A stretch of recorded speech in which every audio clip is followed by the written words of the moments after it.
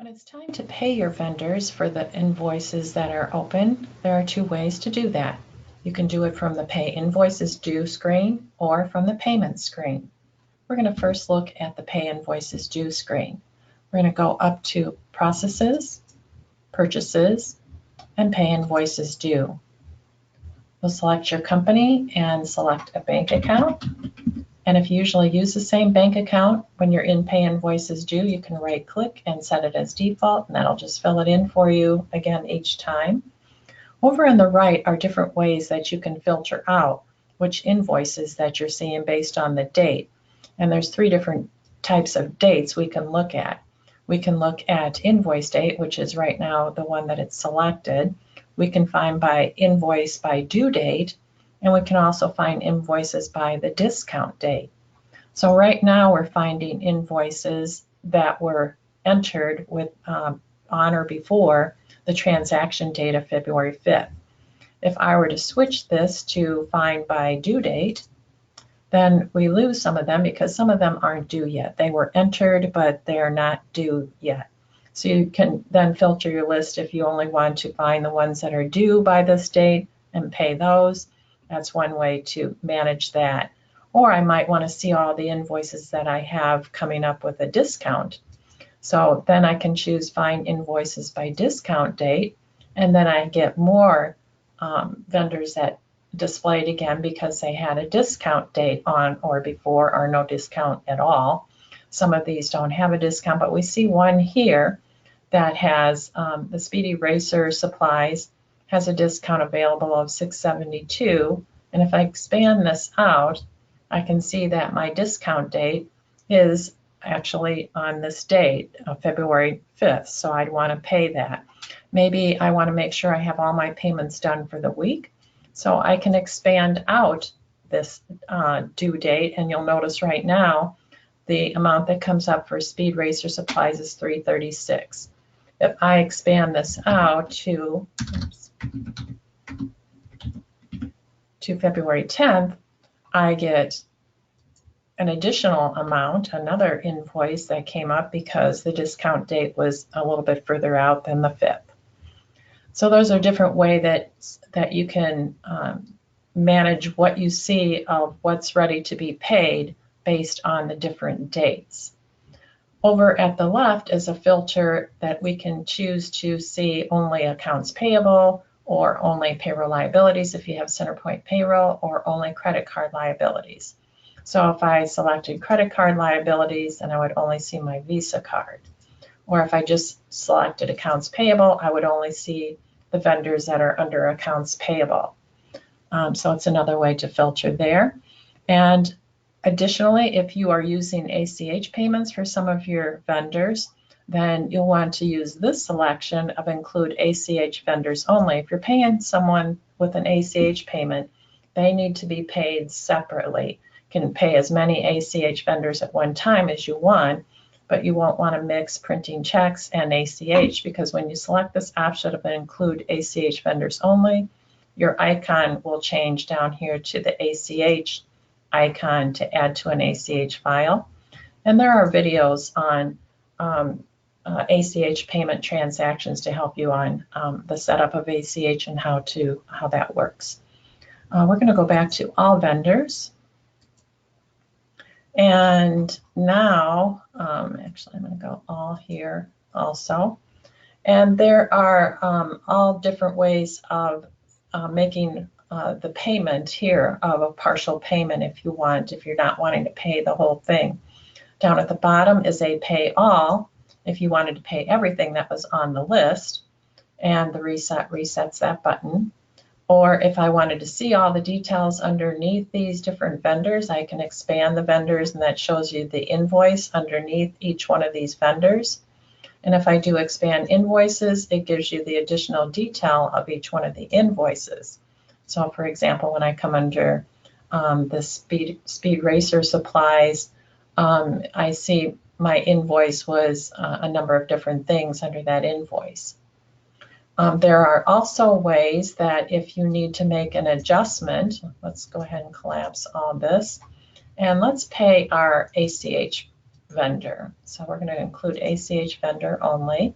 And let's say that instead of paying $500, there was an adjustment made and we only need to pay him $495. So if we need to do an adjustment other than what we see here, we can do that from this screen. If I expand out that invoice, over on the far right is an adjustment button. You can click adjustment, and in the actual amount to pay, you're going to want to put in how much you intend to pay. That will require you to pick an expense account of where that adjustment is going to go to. So that could be the same expense account that you used when you did the original vendor invoice, or I could put this to discounts and click OK.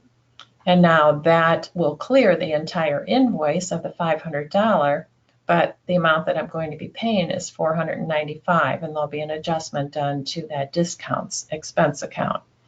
Down on the lower right, it's also telling you how much is going to be paid and how many vendors are selected to be paid at this time, and the total due, which in this case is 0 because we're clearing out this whole invoice. So at this point, we would be ready to pay this ACH vendor and click the post button. When we click post, it's going to save it and post it because we haven't selected a batch. We could have also assigned this pay invoices due selection to a batch where it would hold in the batch until you post it. It would just save the payment, but it wouldn't actually post it. But we don't have a batch selected, so when we post, it's going to go to our ACH file. There's not going to be anything printed at this time, and it would be waiting under processes ACH files and create the ACH. We're now, here is our Jim Pierce waiting to pay $495 when we create that ACH file.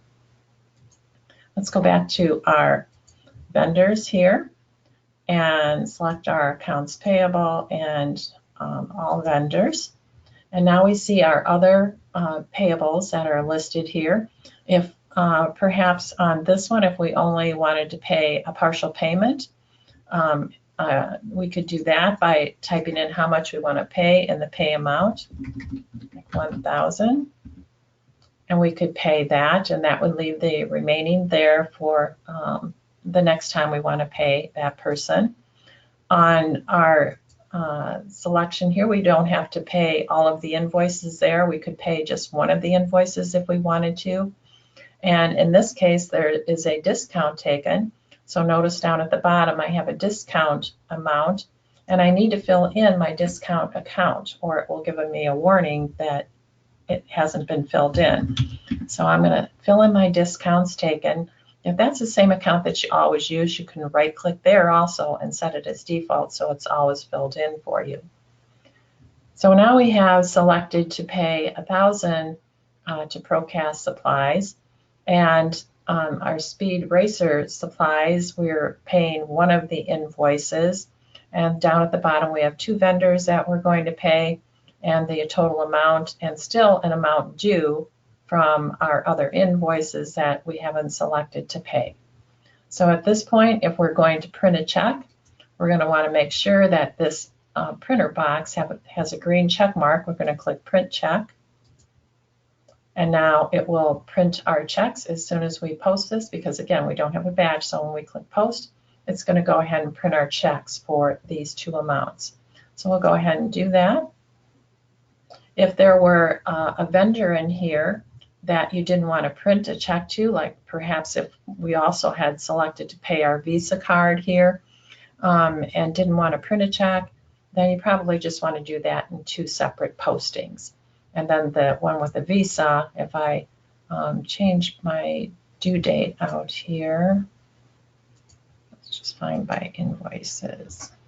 And I'm only looking at accounts payable. I'm going to look at all. And now I see my Visa. So if I were wanting to pay my Visa, I would leave my print icon at not printing, and then I could put some kind of notation in here that it was an online payment or whatever I want to say there for my check number, and go ahead and pay it, and that would pay your Visa card. Now, the other way that we can make our payable payments is through our payment screen. So we're going to go over to payments. I'm going to go to my quick list and choose payments. And let's just pick our Procast because we still have some open invoices there. So we could pick the vendor. When you pick the vendor and it finds open invoices for that vendor, you'll see the Apply to Open Invoices be highlighted in yellow. You'll click that button.